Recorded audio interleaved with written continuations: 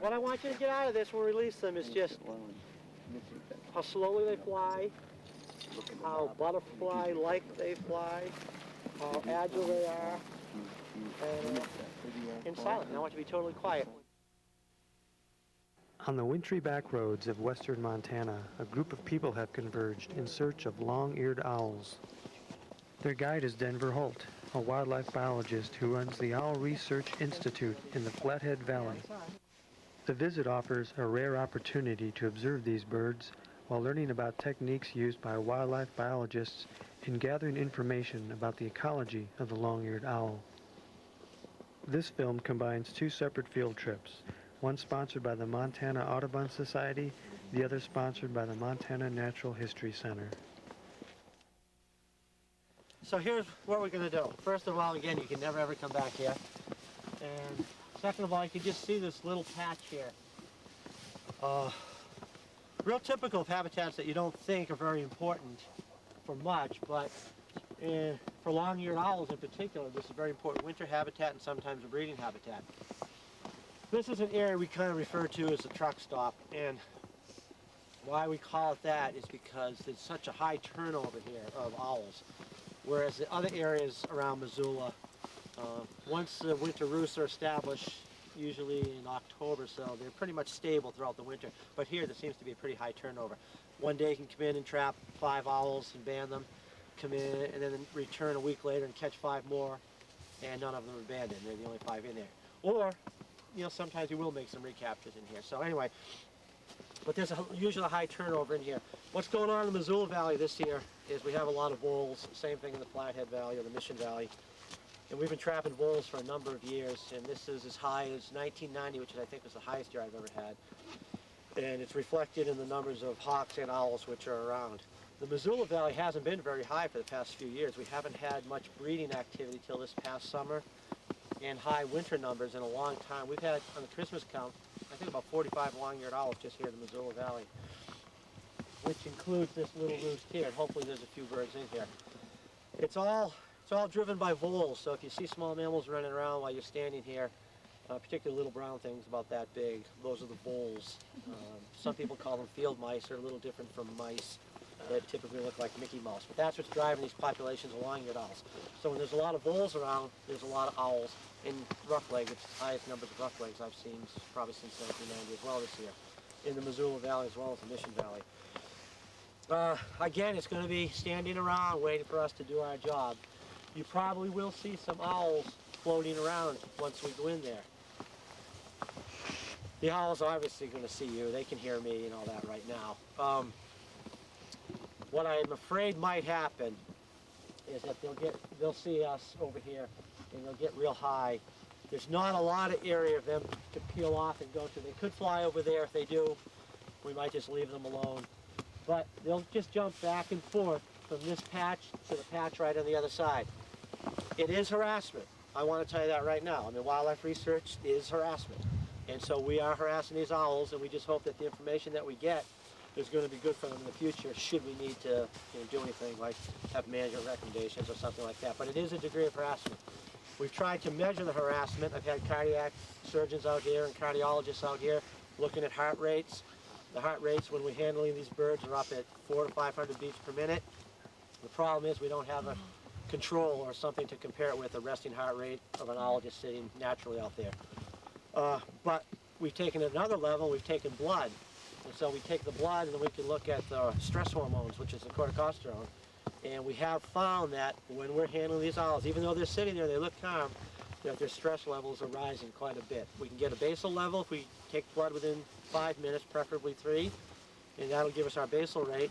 And then we'll take blood at 5 minutes, 10 minutes, 15 minutes, 30 minutes, depending on how long we're handling, and their stress levels or their corticosterone levels constantly rise. So they're definitely stressed out. If we get some owls, and again, there's no guarantee, minimize your movements, and then we'll talk a lot about them. We're going to try to get a couple, so I'm going to be running back and forth with Rob here, trying to catch some owls. They're going to be floating around. We're going to race to the net. A few more are going to flush, I hope. Let's just hope they're in here.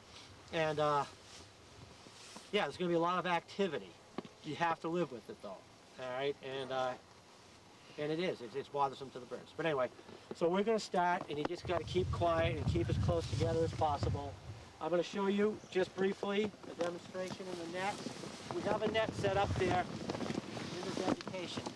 These are called mist nets, M-A-S-T-N-E-T. And these mist nets, you can see, are pretty obvious when they're out here alone, just standing in the open air. But we put them in the vegetation. If there's some vegetation behind them, the owls tend not to see them. And so they'll fly into the nets. And the way it works, can I use your head? I'll give it right back to you. The owl cruises down. Oh, wait a minute. Okay, the owl's cruising through, and it just falls in a bag like that. When we approach the net, we have to figure out which bag it's in. And then, just from years of experience, we'll look, figure out the bag, reach in, try to get the owl wings in a natural position. We're afraid of straining. You know, you get a pinched shoulder or a pinched nerve once in a while. That has happened about 10 times in the last 12 years here. And they can't fly for about an hour or a day or so. We used to keep them overnight. Now we just put them back in the vegetation and we retrap throughout the winter and find out that they're okay. This study's been going on for 12 years. We've marked over 700 birds between the long-eared owls I'm talking about, thank you.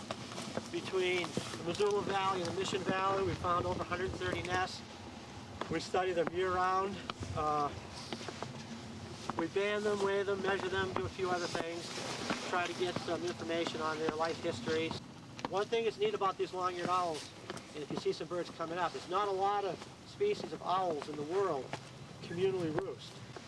And that's what we'll see in here is these owls will come together during the wintertime and roost communally. There's several theories as to why. Information hypotheses is one that a lot of people believe in, where they can exchange information maybe on the best hunting grounds and they can all go over there and hunt. I don't know if that works.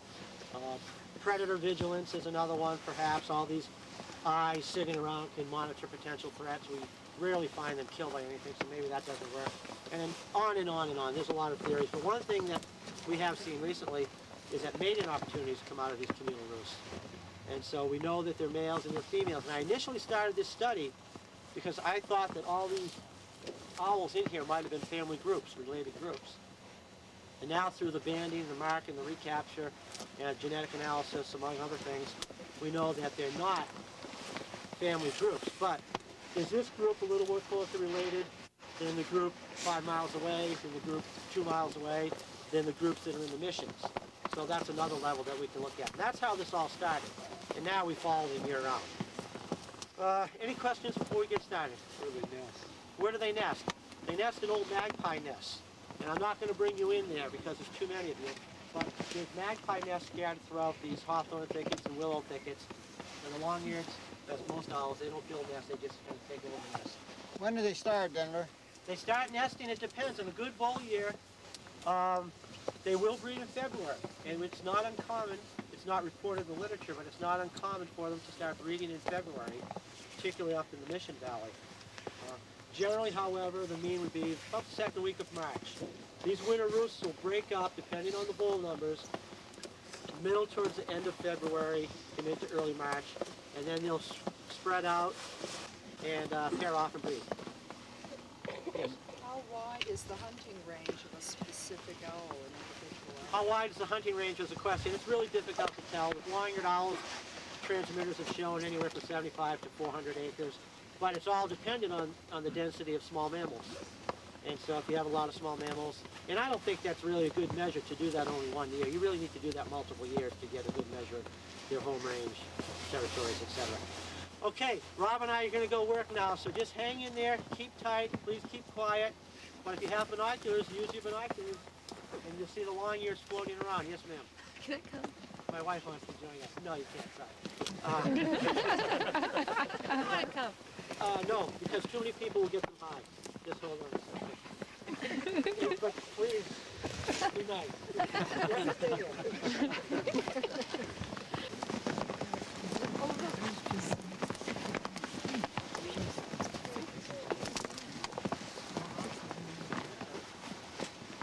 Oh, look at a whole bee of owls.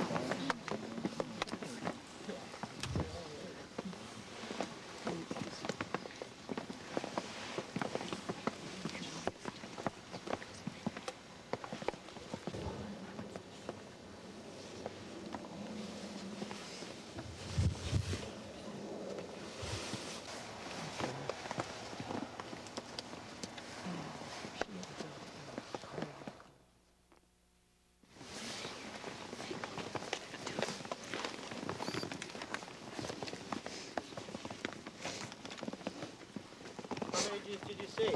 Wow. All right. Well, we got some. Sorry. Now. You see this tennis,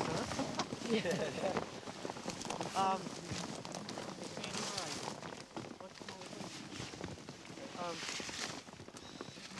I know this is neat and all that, but you can sit here and marvel at it for the moment. We still have a little bit more work to do. So we're going to continue to go through the brush and catch some owls. This is a long-eared owl, as you know. I won't tell you much about the adaptations until we get a couple more. Here are the tufts. They have nothing to do with hearing, but this is how it gets its name, long-eared. But the ears are actually behind the facial disc. And we'll go over all this stuff soon.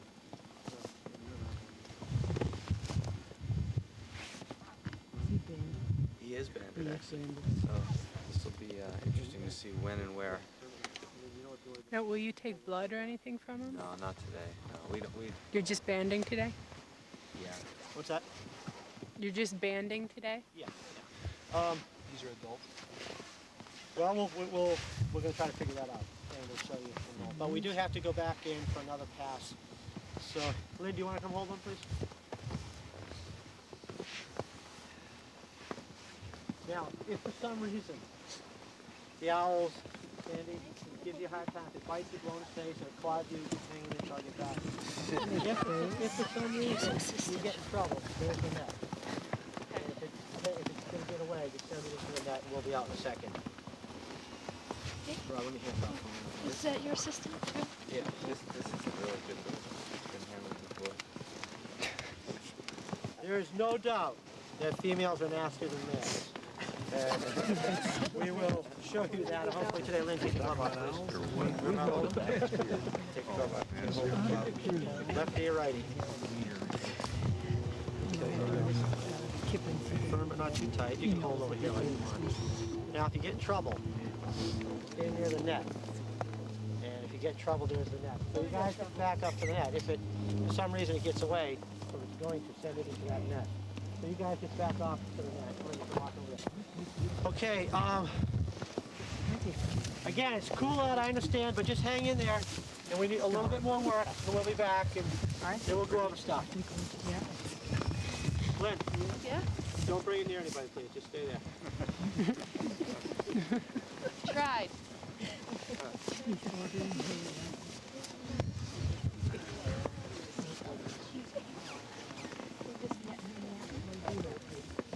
Oh, good. Don't move. I love it. Must be a boy. It's very nice. No, it's a girl. It is a girl. Let me get back. Excuse me.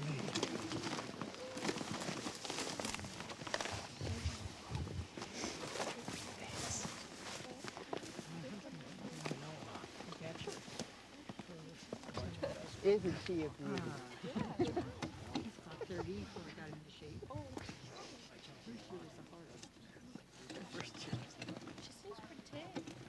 She's been born here. That's what Rob said. Look at those eyes. Oh, yeah. Can you see? Yeah. She's going one side and then the other. She's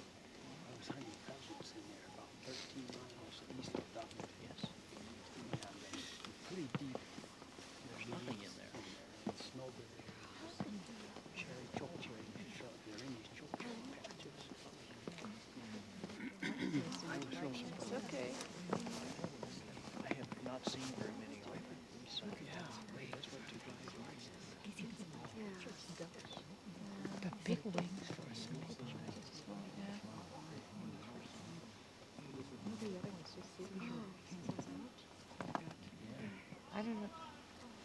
I don't know whether this one's... Yeah. Nothing.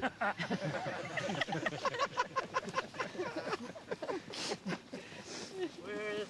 Hanging out.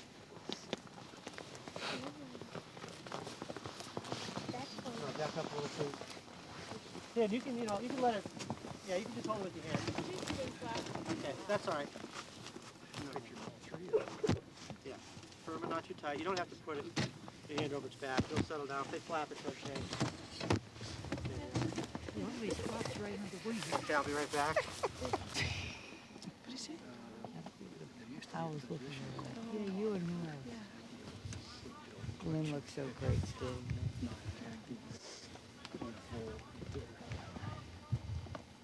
So yeah, yeah. I just had Frank get off. I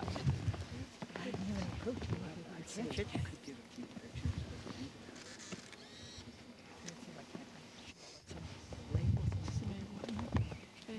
This looks like competition for this long-eared owl of 1991. Yes, they have next to Still, I never even see him. Even I wanted to use it in a classroom situation, but we can't even keep them. It's nice to know those nets don't hurt them.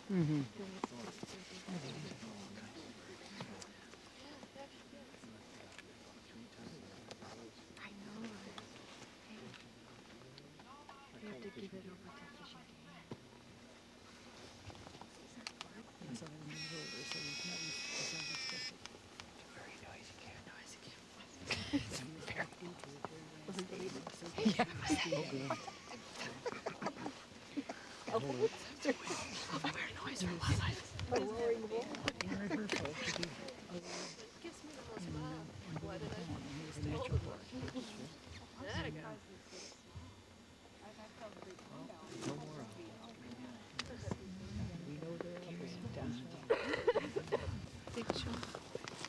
How you guys doing with your birds, okay? Oh, yeah. She will. This is pretty special, so I think you need to talk about this. Long-eared owl, as you can see, right here. Very little owl. Open country specialist, you know, if you see harriers out in the daytime quartering out over the grasslands, that's what the long-eared owl does at night. Forages out over the grasslands. It's an open country species, although it nests in vegetation. Probably nests up in the forest in the edge of clear cuts and in areas where there's easy accessibility to open habitats to hunt. Very long-winged owl, fairly long tail, real indicative of a species which inhabits open country. Small though. I mean, when you see them fly, they look large, but in the hand here, they're quite small. This looks like, I don't know, buffy-looking male here maybe. Males during the breeding season weigh about 270 grams. Females weigh about 340. So, you know, 454 grams to a pound. So think of that. You're dealing with a bird that's between a half, 3/4 of a pound. All right, here's what I'm going to do. I'm just going to kind of go through some of the things here. It's going to be difficult, and I'll try to walk up and down and show you. Some of the neat things I think about owls, which fascinate me, is just their adaptations to, you know, somewhat nocturnal habits. Not all species are nocturnal, but these long-eared owls are quite nocturnal. They're out foraging just about exclusively at night, and that's why they just haven't been seen. When I came to Missoula in the late 70s, early 80s, I don't think the long-eared owl was ever reported in the Christmas count. And if it was very rare. And the first year I was out running around the brush here, I had 19 long-eared owls. And if you knew Dr. Wright, he would say, well, are you sure they were long-eared owls? Yeah, he would. But I did all Dr. Wright's collecting and identifying for the last 15 years. And so anyway, he believes it. Anyhow, so we consistently lead the nation in the numbers of long-eared owls found on Christmas counts, and that's only because I'm one of the few people who's crawling around the bushes all the time, you know, the people that work with me. So anyhow, here are the tufts. What these owls were doing when we were walking up the road here, all of us, is they all got alert. They were just sleeping. When they were sleeping, they're just resting like this. The tufts are down. They're in more of a kind of an oval posture, and they're just tucked up, resting.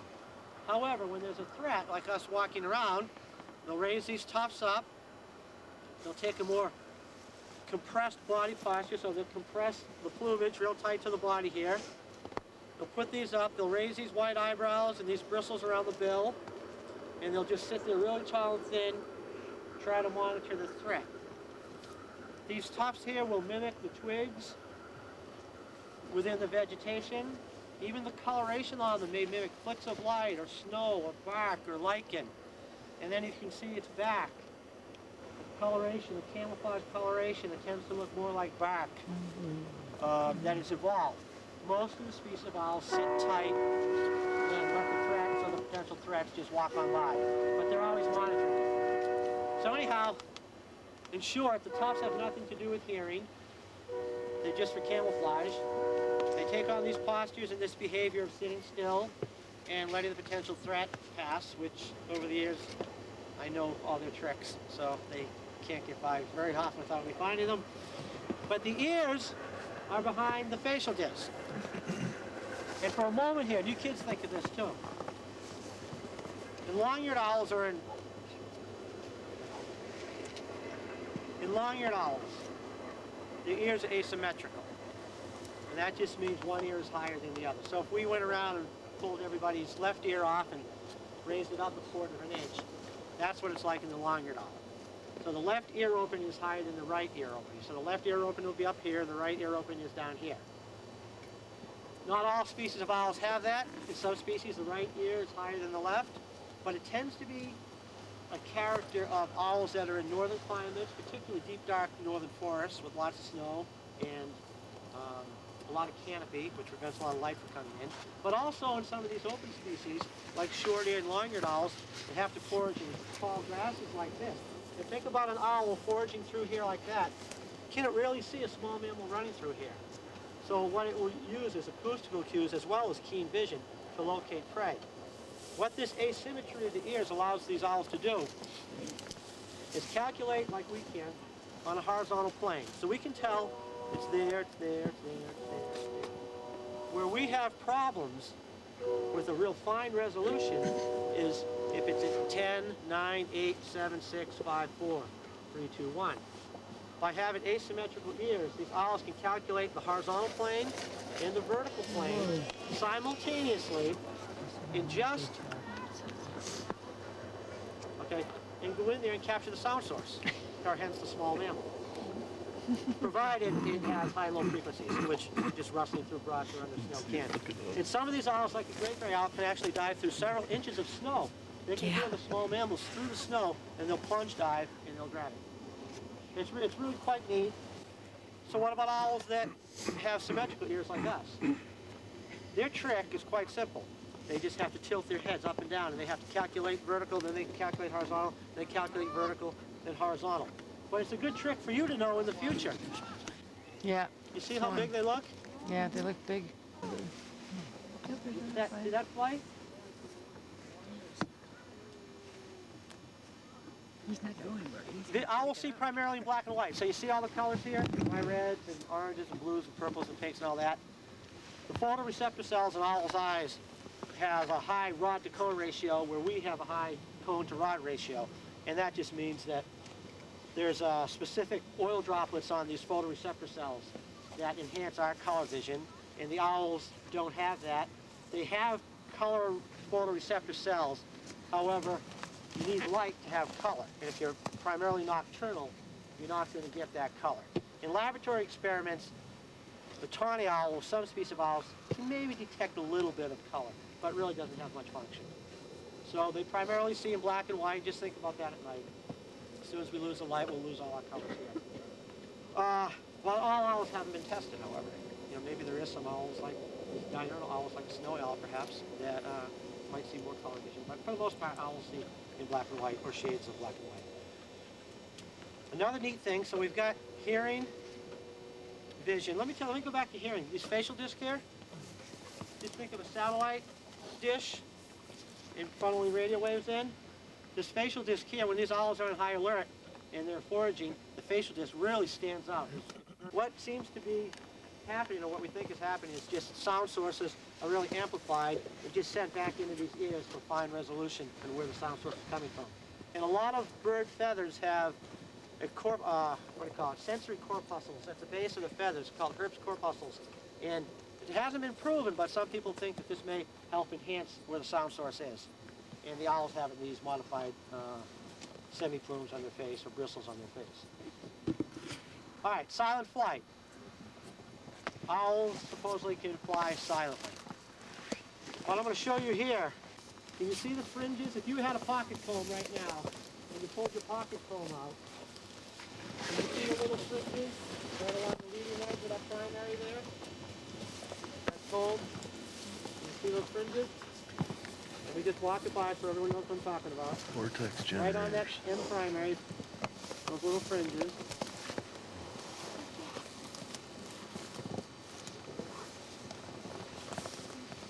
Oh, yeah. Okay? Oh, yeah. See those fringes? Okay, then, we'll talk about the fringes first. What those fringes allow the owls to do, just think if those geese were flying over, if there were some ducks flying over, you can hear the whistling sound because the vein on the individual feathers is continuous. And the barbs just run right out and they're tucked. A lot of barbules would hold it together right towards the tip. It's a continuous vein. These fringes, and they're just modified barbs, what they are, what they allow to do when the owl flies, those fringes just slice through the air. They soften the air. Flight creates aerodynamic noise. And the owls, what they do here is they soften that noise by just slicing through it. And so as the boundary layer of air passes over the wing and each individual feather, it's just softened first. Then, the owl feathers, as you've probably heard, are very velvety or very soft to the touch. And there's this velvet structure along the feathers, the surface of the feathers there. Those are modified barbules which rise up from the feather itself. What that does too, that also muffles the air as it passes over individual feathers. It also reduces friction noise as the feathers pass over each other during flight, further reducing aerodynamic noise. And then finally, when the air tails off individual feathers in the entire wing, the ends of these feathers here have no hooklets on them again, so it's not a continuous vein down here. And that suppresses perhaps more sound and flutter noise as air moving over the surface of the wing and air moving under the wing meet back here. Potential flutter noise is suppressed by the softening feathers there. Again, all that does is that reduces owls, not all species, but in the species that have it, and that reduces the amount of aerodynamic flight noise they create down to the ultrasonic level, which we can't hear it. So we probably can't hear this owl fly, but small mammals can hear that ultrasonic level. So there's probably individual small mammals that can detect owls and some that cannot, and some owls are successful and some that aren't. But that's what it does, it reduces it down there.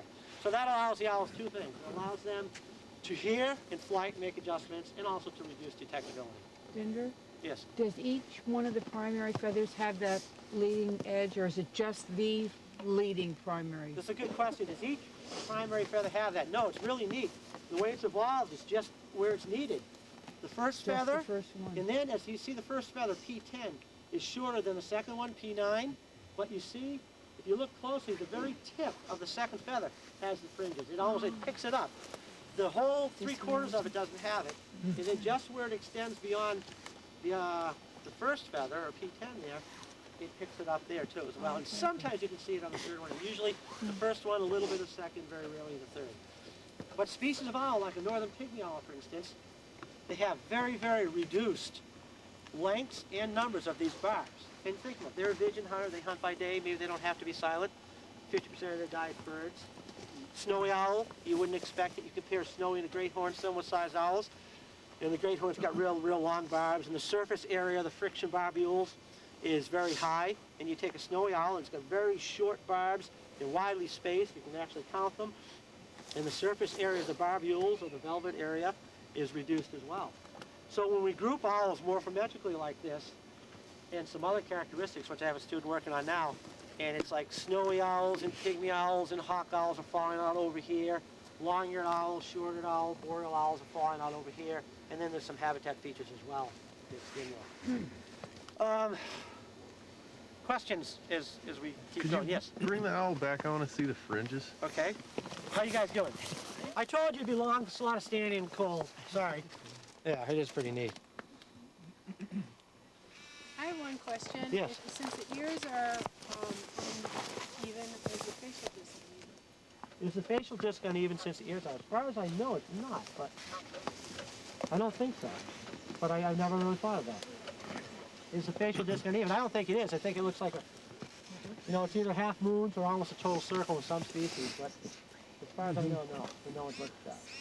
Denver, Yes. Pardon me, I see the one, yours is banded. Are they all banded, or? No, one is banded, and yeah, mine is. So we got a little history on it. That's one of the neat things about banding. I'll just move into it from there. We will band these too. So this has got a band on it, and now we have a little history. Maybe we cut it a week or two ago. He seems like who knows? Maybe we caught it a year ago. he's like more Every once in a relaxed. while, we do encounter some of the birds that we banded. But by having the history on it, you know how you... These little guys aren't catching any. Hey, why don't you forget it? There goes one. I forgot about... Yeah, put the net up. You forgot about them. He's leaving. Yeah, he looks like he's had enough. Look at how big... All right, look at that. You see them flying there? What I want you to notice in that flight, you know, of course everyone talks about the moth-like flight, but another thing which is so unique about owls is they have, of all birds in the world, they have some of the lowest wing loading values. And what the wing loading simply is the body mass divided by the wing area. And owls tend to have a light body mass for the size of their wings. And then there's another thing called an aspect ratio, and that is the wing area divided by the chord, which is the bend of the wing to the tip of the primary hair. And both of those measurements are the lowest of groups of birds in the world. What that allows these owls to do is to fly very slowly, like you see. They can stay just above the stalling speed because they have a high wing surface area. Very, very agile. They're extremely agile. And that being able to fly slowly like that enhances their agility and their coordination, so they make quick turns. Also, flying slowly reduces noise created by flight as well. So that further, just brings that down as well. Think of a great gray owl. It's got a huge wingspan and a huge breadth to the wing. And it can just move slowly and fly very slow through forest and vegetation because of that high wing area to the body mass. Okay, now where was I going? Banding. Yes, sir. How about nesting? Who is it? Male and female pair off? Who incubates? That kind Okay. of thing? All right, banding and nesting. We'll start with nesting and with the banding stuff. I'll just give you the whole thing. Starting in the winter time. So these groups come together in the winter. They're in their communal roosts. What's going to happen here in another month or so is they're going to break off and pair. Let me see if I've got a female bird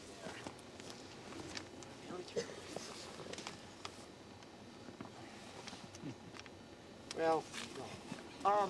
They're going to pair off. Females are larger than males. If you need to know that, we don't go into any reasoning right now. And then they'll start occupying or hanging out near magpie nests. And so at these magpie nests, you'll usually start flushing 2 birds. Then all of a sudden one day you go there and there's 1 bird, and you start working the nest over and you can see them in the nest. Females alone, they lay the eggs, they alone incubate and brood the young. Males provide the food and hang out. They both will defend the nest, but that's also an individual issue. Incubation, I don't know if you need to know that, it's about 25 to 30 days. How many eggs? What's that? How many eggs? About 5 eggs. The average over the 12 years I've been studying is about 5 eggs. And it doesn't vary much. Given that their numbers vary so much with the fluctuating bowls, their egg numbers and their clutch size don't vary as much as I thought. I think the largest one we've had is 7, but something like a short ear we've had, 10, 11 eggs in a nest. But anyhow, every year you can go into some of these areas and in the wintertime catch these owls. And then you go in there in the breeding season and these nests are occupied year after year.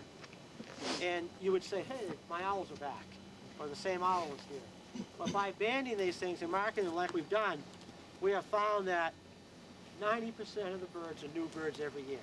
The exact same branches are occupied in the winter roost. The exact same nests are occupied every year.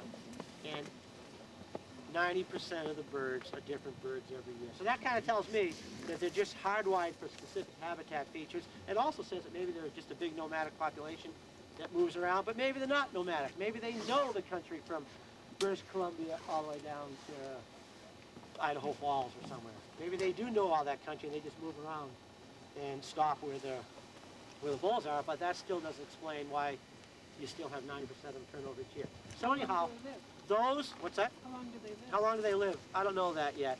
In the wild, I think, here we've had 1 7, but most of them disappear after 2 to 3 years. And I think there's one in Europe which is right around 9 years old or so. So I'm going with the nesting. Anyway, those that do show any site fidelity, which are very few, but they tend to be males. So males come back to the natal site to breed if any of the sexes do. It tends to be males. They'll breed, they'll have, their mating system is a seasonal monogamy. There's some tribes that polygyny, or, you know, bigamous males once in a while. They don't seem to make it.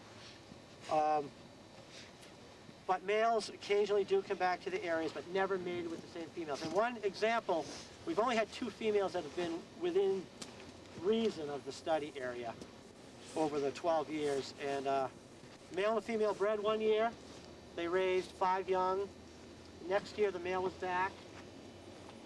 He had a different female. We found the female, the old female, breeding with another male, and their 11-month-year-old son breeding. And that was the only time we had so much neat information just in one season. And that's what it takes, is constant, you know, marking and recapturing.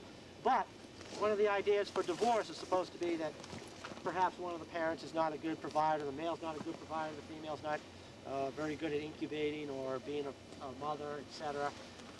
Anyhow, they raised 5 young. The following year with their new mates, after they divorced, they raised 5 young again with their new mates, both of them, and their son raised 4 young in his first year of life. So, anyhow, I can't tell you any more of their mating system other than very rarely do they return to the same area, and if they do, they never mate with the same female, because few females, only 2 in 12 years, over 700 birds, have ever come back to the same area as far as breeders. And that's very general when I say the same area. You know, only about 15 males have done that. That's good for genetics. I don't think there's a genetics problem at all. You can fly all over the place. I wouldn't think so.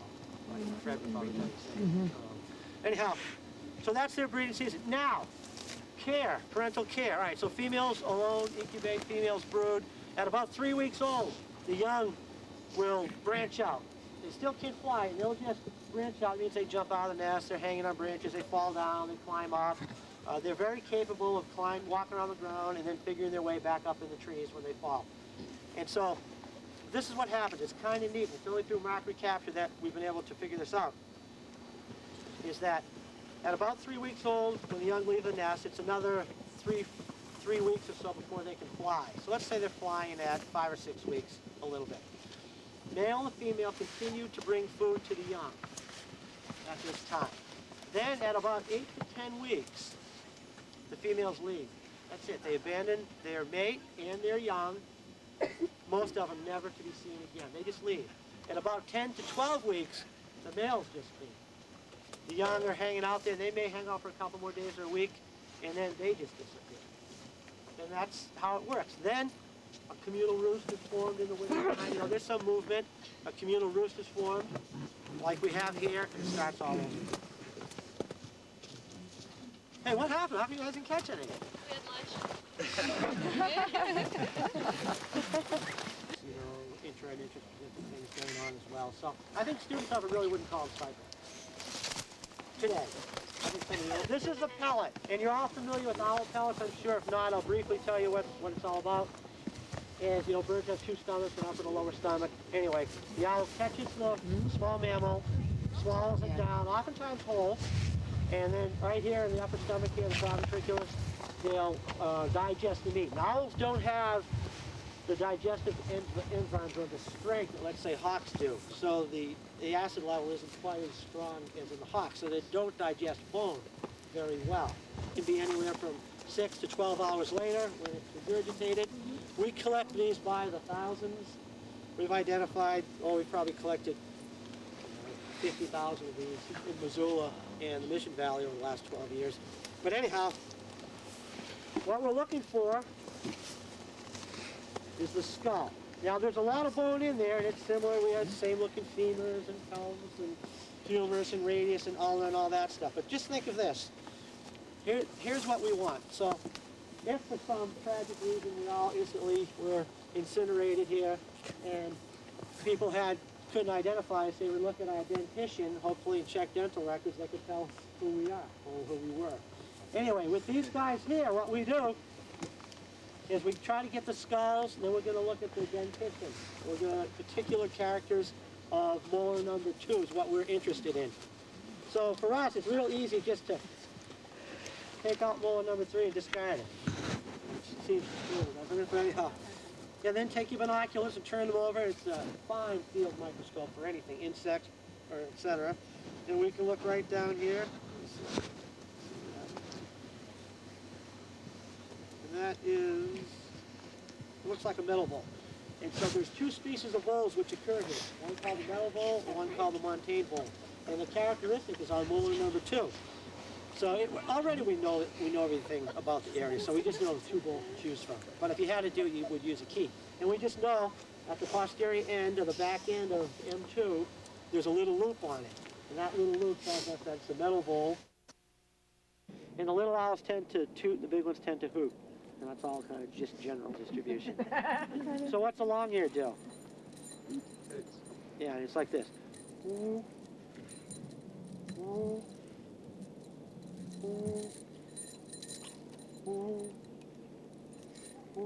Where a pygmy owl does. And a sourd owl goes. But everything is low frequency.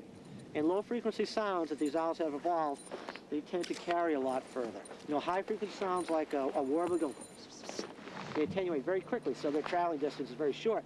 But these low frequency sounds, they tend to bounce around vegetation and carry out a long way. And that may be something have to do at night. It may be that these owls are widely distributed, not very close, you know.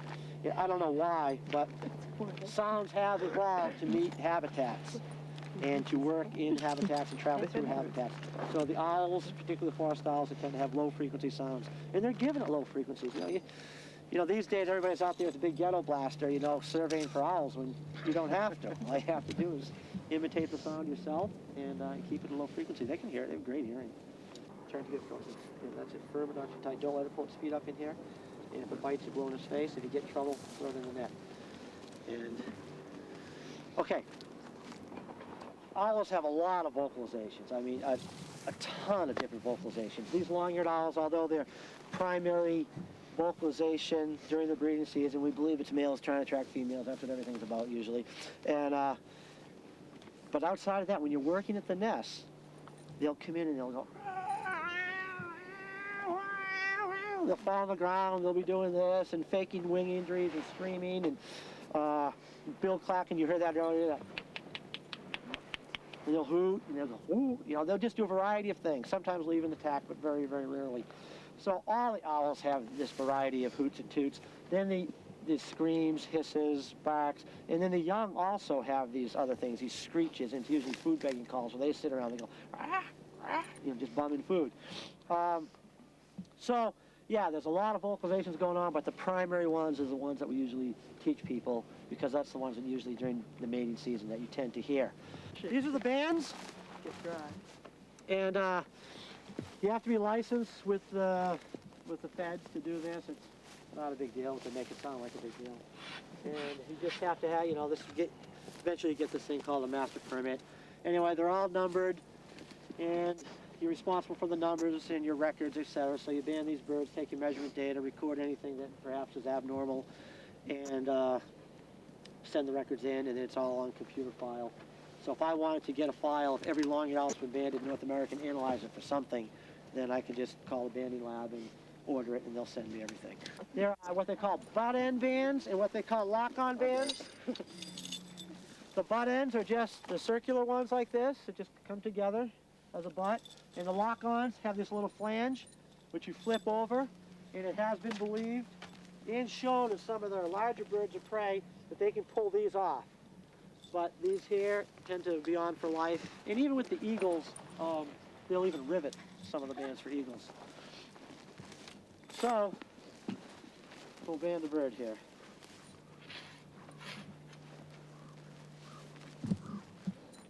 Okay, Jen, how you doing there? Is that a comfortable hold?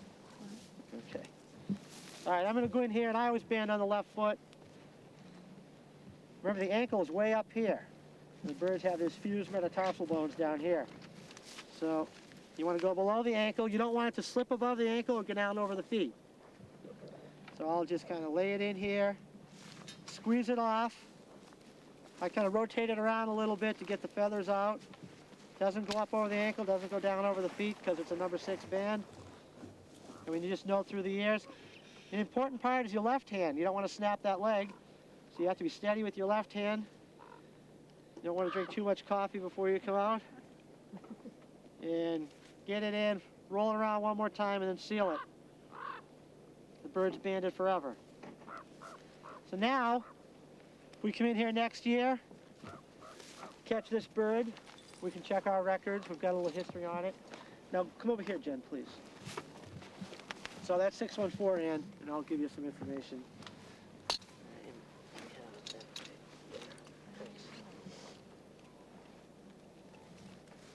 There's a couple standard measurements that we take, and one's the tail, and the other's the wing chord. And the chord is just, you know, the chord of a circle. It's just the arc within a circle. And so there's a natural little bend to the wing here, and eventually it would make a circle. This is just the arc of it. So anyhow, I'm going to measure this from the little bend of the wing as naturally as I can. You probably won't see much of it when I do it. I come up again and lean it backwards.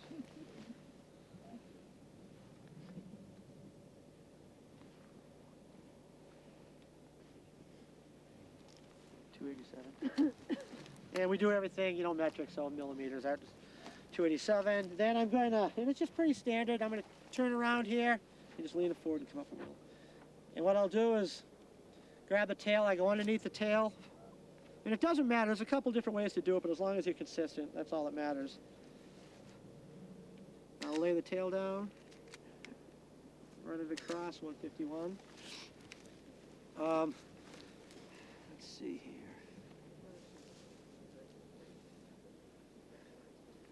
Let me turn the bird around to the people here. Now, I don't know if you can see this. It'll be difficult. But, you know, people talk that, you know, tell you that birds have a preen gland or uropygial gland. You see that little gland there? That's the preen gland. And it's something like a duck. It's really large because they get lipids out of there, and it helps in feather protection, helps in buoyancy, etc., maybe even some ectoparasite function. But it's just a little bilobe sebaceous gland there, and the bird will reach back and they'll pull oil off it, and then they'll just apply it to their feathers. Now, the feathers are totally inert. Once they grow in, they're not alive. You just have to maintain them, keep them in shape. Do they molt? Excuse me? Do the owls molt? Do they molt? Was that the question? Yeah. Yes. They do molt. They have a post-breeding molt. And so let's say males tend to molt or later than females. So females molt earlier than males. And that may be something to do with parental care. Females molt and then they take off. Males finish, and then they molt a little later. But they usually molt post-breeding. So the molt may start in June and continue through October. And there's a little variation either way. But by October, November, all the birds have their new complement of feathers in, and then every year they just replace some and or all the feathers, and that gets really complicated. But one way, let's just take a peek here. We're going to call this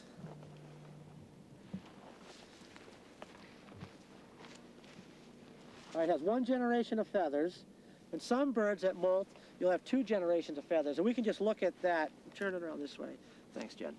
And you'll look at a whole feather, and these will be all light brown, and these will be dark brown, and these will be light brown, and these will be dark brown. So you have old feathers from the previous year with new feathers from this year's molt.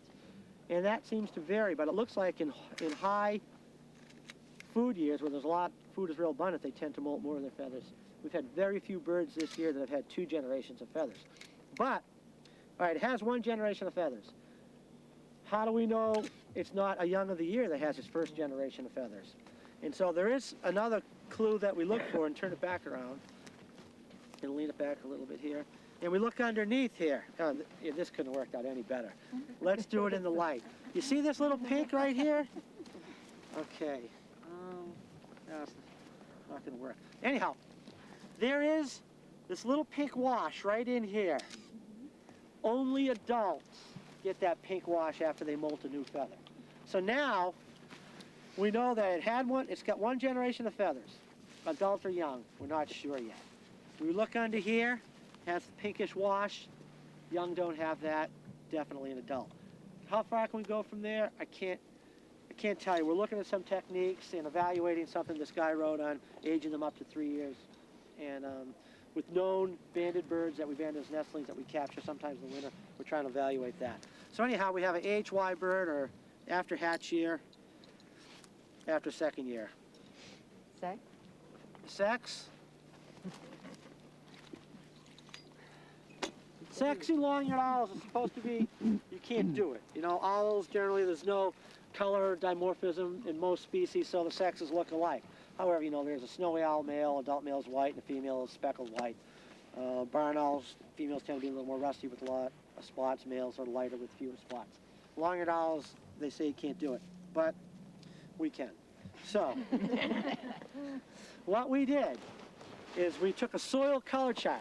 So the soils around you here that, you know, soil scientists use to grade and score colors, we started during the breeding season, where we know that females, only females develop a brood patch, only females incubate and brood the young, and males provide food.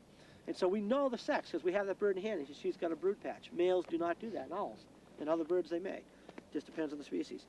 So we took, knowing that, we took known sex birds, we scored, and we noticed this early on that there were differences in the color. We scored the facial disc, the tarsus, and then lean it back, and the wing lining, which is this area right here on this chart. And what we found was absolutely no overlap at all, highly, you know, statistically significant differences. Males tend to fall out in this range here, females tend to fall out in this range here. And when we try different people doing it for the first time, you may be off. Like, I may say it's this color and you may say it's that color. Or you may say it's this color and you may say it's that color. But what you won't do is you won't go from here to here. You know, you're going to either call, there's no overlap here. No matter how many people we use, they all stay in this range. One person doesn't drop down here. You don't miss the color that much. And we just had one of the students present it at a conference. Everybody's out trying to use it now. And to see if we can do it. So now what we're doing during this time of the year, and I'm going to tell you right now, I'd say that's a male. And we predict what sex it is right now, and then when we catch them when they breed, hopefully they stay around and breed, and we'll see what our predictions. And we only have a small sample now. We started it last year, predicting, you know, about 10 birds, but we even right every time. So that's... So there really is a dimorphism, but it's very, very... Yeah, and it's just like, well, you know, it's just one of those things that you have someone who works on something a long time, so they know it so intimately, and they just kind of figure it out. It's not a real big deal, but nonetheless interesting. Oh, yeah. Well, it's important to be able to set them. Okay. You know, we like to be real lightweight, you know, like the cavalry, and so we can get in and out of places, and it's just very simple. We're going to put this sock over the bird and weigh it, and minus the sock weight, and we'll tell you how much it weighs. How much do you think this bird weighs? That's beautiful. Any idea what this bird weighs? You saw how big they are flying around? 12 ounces, so we're going to convert that, right? So let's just say 30, and you can convert it. All right, 28 grams to an ounce. Okay. Okay, here you go. Here, give me your hand, please, over the back. Is that? Yeah, just hold it.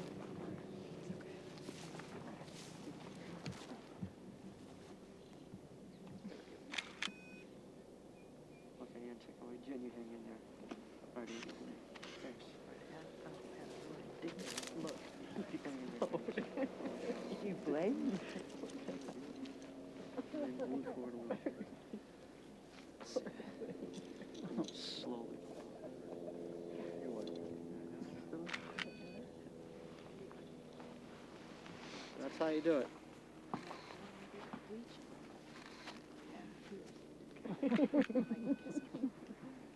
They're really very docile. 324 minus the sock.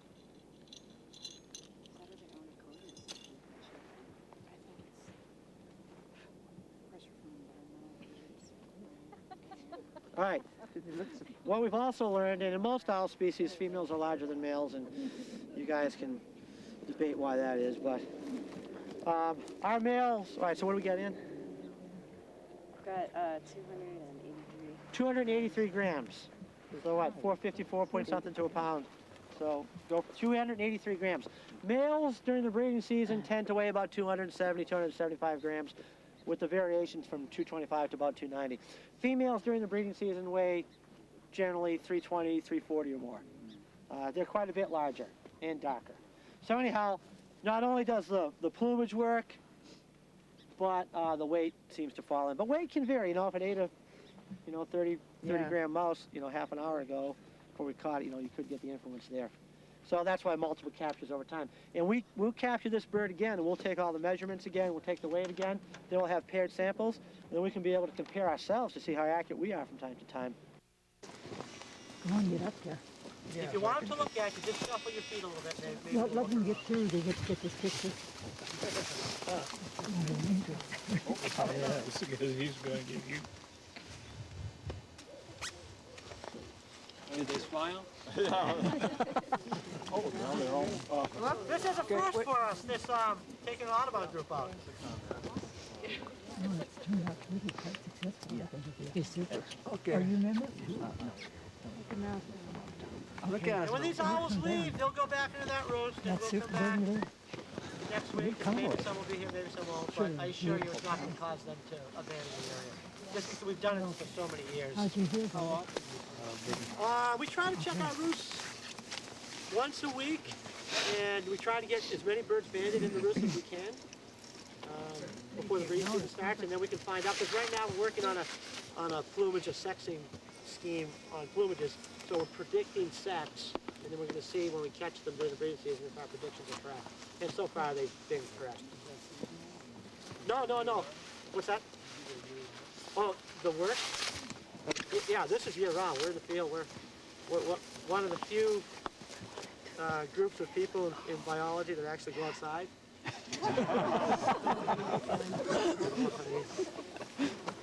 Okay. When Jim releases this bird, what I want you to get out of it, and I want you to be everyone really quiet, even though it's going to be difficult, but get an idea for the slow-month silent flight. Get an idea for that low wing loading, which I told you about, which means that they can fly really slow. You've got that body mass divided by that high surface area of the wing, and the agility. And if you think an owl can't see by day, then you've never chased one through that stuff. And they've got great eyesight by day as well as by night.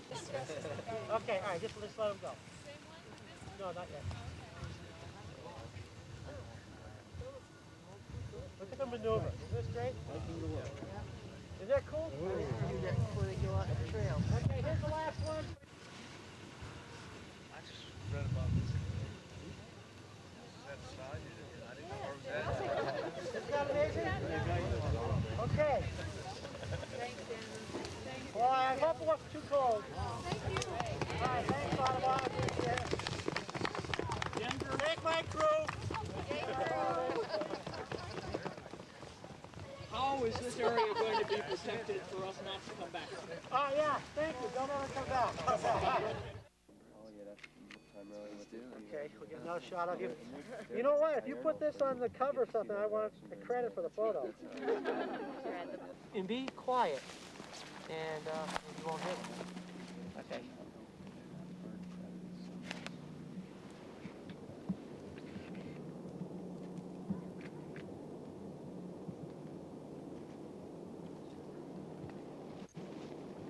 Cool. Hey, so that's it.